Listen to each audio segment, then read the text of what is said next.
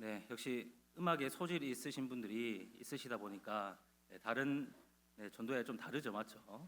네, 화음까지 넣어서 하나님께서 영광 받으실 줄 믿습니다. 네, 오늘은 인본주의 신앙을 거부하라라는 제목으로 우리가 하나님 말씀을 나눠보려고 합니다. 그럼 우리는 살아가면서 정말 크고 작은 수많은 갈림길에 놓이게 됩니다. 예를 들면 이 부부 사이에서 이 말을 해야 할까, 이 말을 하지 말아야 할까 그런 고민할 때가 있고, 다이어트 중에는 이걸 먹어야 하나 먹지 말아야 하나 그렇게 고민할 때가 많죠. 웃으신 분들은 어제도 그런 생각 하셨을 겁니다. 그리고 중국집에 가면 어김없이 짜장면을 먹어야 되나 짬뽕을 먹어야 되나 그런 갈림길의 선택의 수가 있고, 쇼핑할 때는 이걸 사야 되나 말아야 되나 이렇게 수십 번 장바구니에 넣었다 뺐다 하면서 우리는 그런 갈림길에 놓이게 됩니다. 기독교 신앙에 있어서도 누구나 반드시 마주해야 하는 갈림길, 두 가지 갈림길이 있습니다. 그것은 바로 신본주의 신앙으로 살아가느냐 아니면 인본주의 신앙으로 살아가느냐 하는 문제입니다. 참 죄송한 말씀이지만 하나님을 믿고 교회를 다닌다고 해서 모든 사람이 같은 신앙을 가지고 살아가는 것은 아닙니다. 겉모습은 비슷해도 그 신앙의 중심이 크게 다를 수 있다라는 것입니다. 그렇다면 여러분, 신본주의 신앙은 무엇이라고 할 수 있겠습니까? 신본주의 신앙은 우리가 너무나 잘 아는 것처럼 삶의 기본적인 방향과 태도를 하나님 중심으로 삼아서 살아가는 것을 의미합니다. 신본주의 신앙을 지닌 사람들은 어떤 상황과 형편에도 하나님의 말씀을 기준 삼아 선택을 합니다.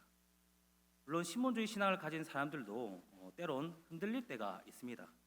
하지만 결국에는 하나님의 뜻에 순종하며 나아간다라는 것이죠. 반면 인본주의 신앙은 다릅니다. 인본주의적 신앙을 지닌 사람들은 하나님에 대해 일정한 지식이 있고 겉으로는 신앙심이 있어 보이지만 그 삶의 중심에는 언제나 하나님이 아니라 자기 자신이 자리 잡고 있습니다.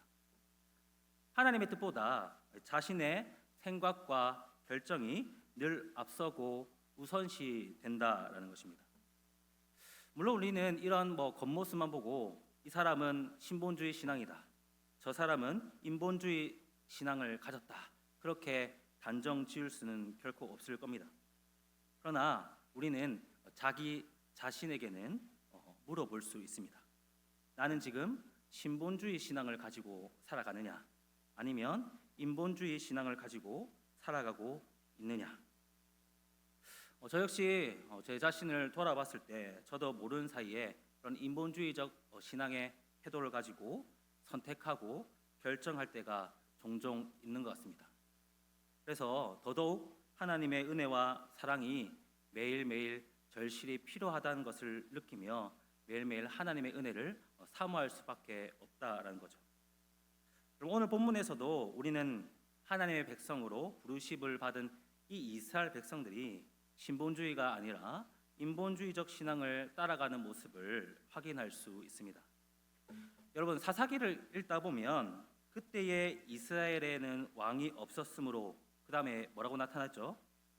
사람마다 자기 소견에 옳은 대로 행하였더라라는 구절이 반복해서 등장한 것을 보게 됩니다.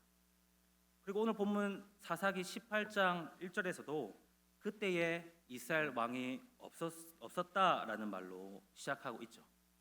그런데 흥미롭게도 오늘 본문에서는 그때 이스라엘에 왕이 없었다라는 말 이후에 통상적으로 이어지는 그러므로 자기 소견에 옳은 대로 행하였다라는 구절이 등장하지 않는다라는 겁니다.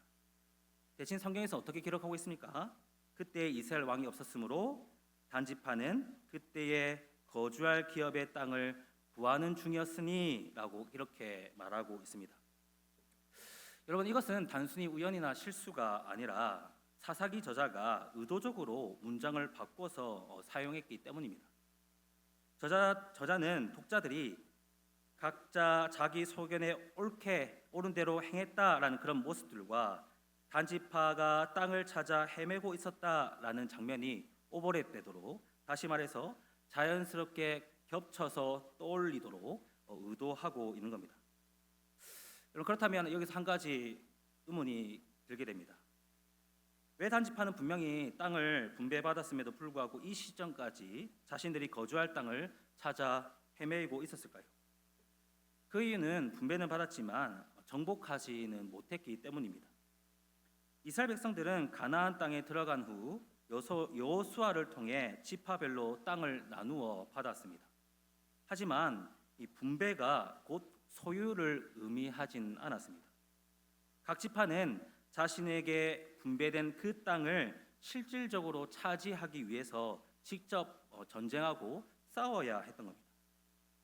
여호수아 19장 40절에서 48절 말씀을 보면 단지파는 베냐민 지파의 서쪽 지역을 분배받았습니다.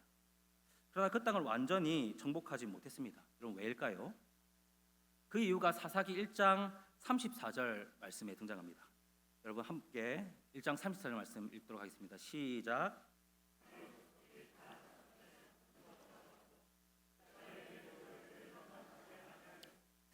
여러분, 단지파는 이 아모리 족속이라는 이 강한 저항에 부딪히게 됐고 결국 자신의 땅을 차지하지 못한 채 산지로 그냥 떠밀려 가게 되었습니다.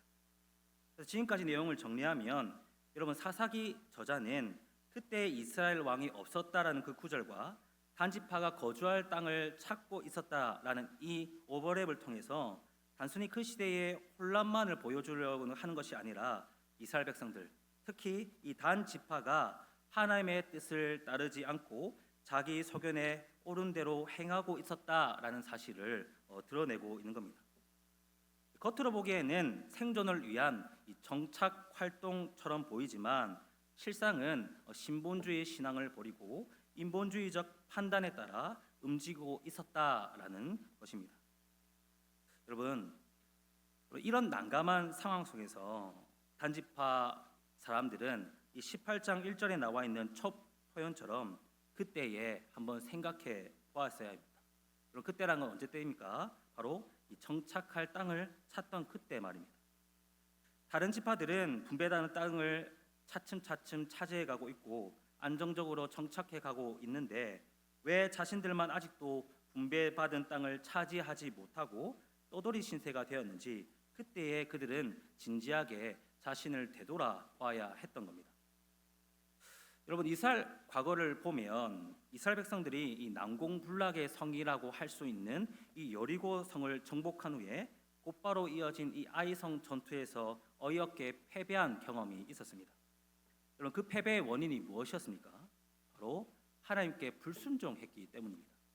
그렇다면 그런 경험이 있었던 이 단지파 사람들은 자신들이 분배받은 그 땅을 아모리 족속으로 말미암아 차지하지 못하고 떠도는 처지가 되었을 그때에 과거를 떠올리며 무엇보다 우리가 땅을 정복하지 못한 이유가 이 아이성 전투 때처럼 혹시 우리가 하나님께 불순종해서 그런 것은 아닌가라고 스스로 돌아보며 회개했어야 한다는 거예요.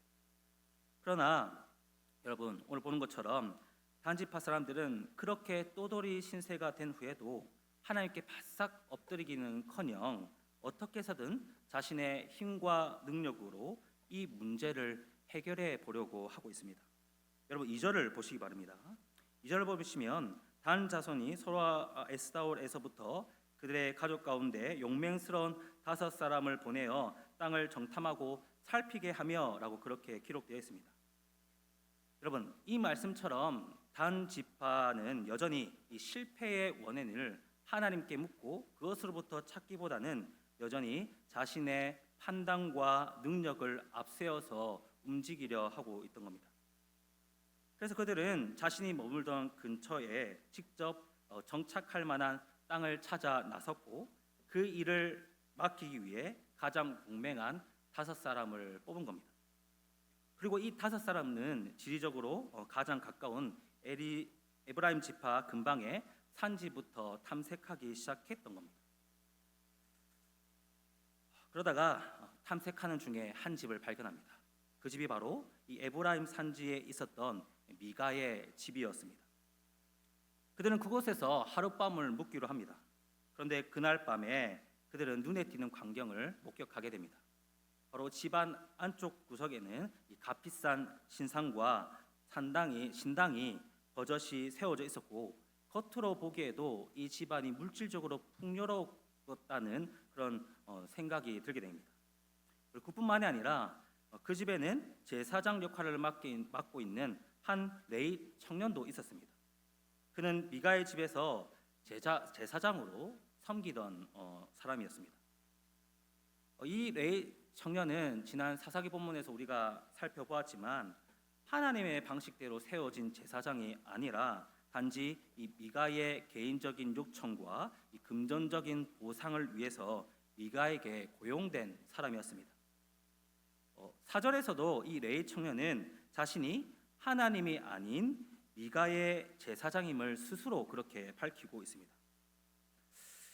여러분, 이 사실에는 분명히 엄청난 문제가 있었지만, 그러나 이 5명의 정탐꾼은 이 사실에 아무런 문제의식을 느끼지 못하고 있습니다. 오히려 그들은 이 레위 청년, 제사장직을 맡고 있는 이 레위 청년에게 다가가 다짜고짜 한 가지 부탁을 합니다. 그게 5절에 나타나는 내용입니다. 그럼 5절 보시기 바랍니다.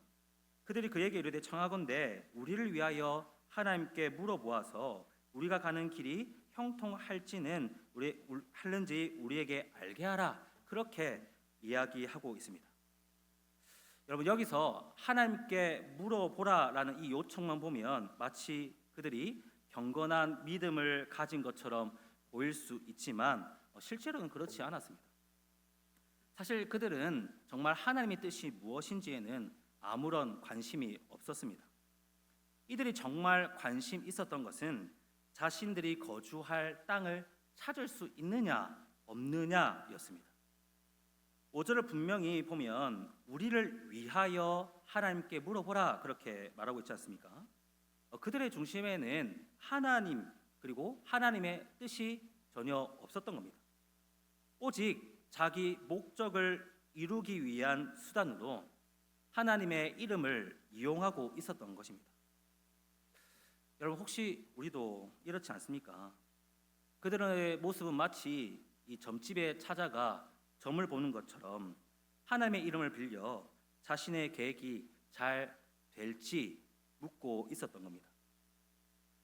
이 장면을 통해 우리는 단지파가 여전히 하나님의 중심의 신본주의 신앙이 아니라 자신의 생각과 판단을 앞세우는 인본주의적 신앙에 머물러 있음을 또 한 번 확인할 수 있게 됩니다. 여러분, 그리고 그들의 요청을 받은 이 레위 청년을 보십시오. 레위 청년 역시 하나님께 진심으로 묻는 그런 과정이 전혀 없습니다. 오히려 다짜고짜 그는 하나님이 너희가 가는 길을 형통하게 하실 것이다, 그렇게 듣기 좋은 말만 던져주고 있습니다. 정작 하나님은 아무 말씀도 하지 않으셨는데 말입니다. 저는 이 장면을 묵상하면서 한 가지 장면이 참 떠올랐습니다. 병원에 간 환자 이야기를 해보고자 합니다. 의사가 검사를 해보니 수술이 필요하다고 환자에게 말했습니다. 그런데 이 환자는 수술하기가 참 싫은 거예요. 그래서 병원을 옮기고 또 옮기면서 자기 귀에 듣기 좋은 말만 해주는 의사를 찾습니다. 그러다 마침내 의사로부터 수술은 안 하셔도 되겠네요, 약을 드시면 괜찮아질 겁니다 라는 말을 해주는 의사를 만나게 됩니다. 환자는 그 말을 듣고 집에 돌아가 안심하며 살아갑니다. 그런데 문제는 뭡니까? 그 말이 진실이 아닐 수도 있다라는 겁니다. 정확한 진단이 아니라 듣기 좋은 말일 뿐이었다라는 거죠. 지금 단지파와 레위 청년의 모습이 바로 이겁니다. 하나님의 이름을 빌리긴 했지만 사실은 이미 마음속에 정해준 답이 있고 그 답을 주고받는 형식으로 나타나고 있는 겁니다. 겉으로는 하나님의 뜻을 구하는 것처럼 보이지만 실상은 자신들의 결정을 정당화해 줄 만한 것들을 찾고 있었던 겁니다. 그렇게 명목상 하나님의 축복을 받은 것처럼 보이게 된 그들은 이제는 자신감을 얻은 듯이 기쁜 마음으로 거주할 땅을 찾아 정탐을 계속 이어가고 있습니다. 그리고 그 길 끝에서 오늘 말씀을 보는 것처럼 그들은 이 라이스라는 지역에 이르게 됩니다. 그런데 여러분, 이 정탐꾼들이 그 땅을 보고 뭘 하는지 한번 우리가 보시기 바랍니다. 여러분 7절입니다. 7절 말씀 함께 읽도록 하겠습니다. 시작.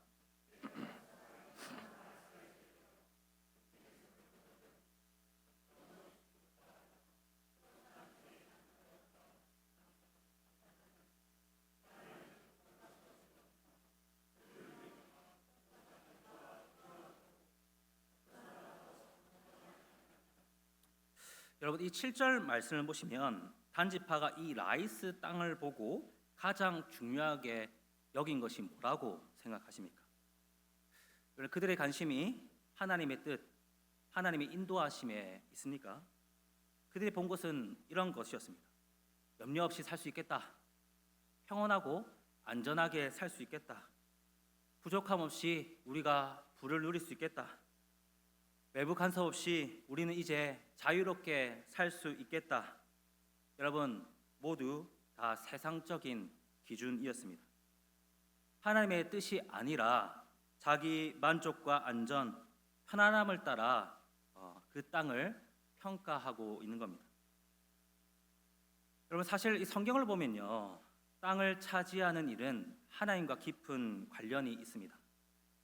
이스라엘 백성들이 이 가나안 땅에 입성하여 땅을 정복할 때만 해도 이스라엘 백성들이 가나안 땅을 차지하는 이 모든 일들은 하나님의 약속과 하나님의 인도하심에 대한 순종의 결과였으며 또한 하나님의 약속을 믿고 나아가는 신앙 고백과 같았습니다.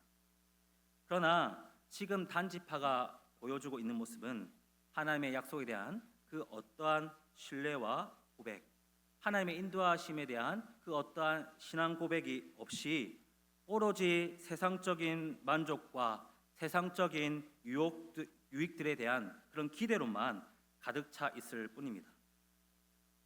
여러분 10절에서도 단지파의 정탐꾼들이 하나님이 그 땅을 너희 손에 넘겨주셨느니라 라는 보기 좋은 선포를 하고 있지만 그것도 명목상 하나님의 이름을 들먹일 뿐 하나님의 중심으로 생각하고 판단하고 행동하려는 그런 신분주의적인 신앙의 모습을 전혀 보여주고 있지 않습니다.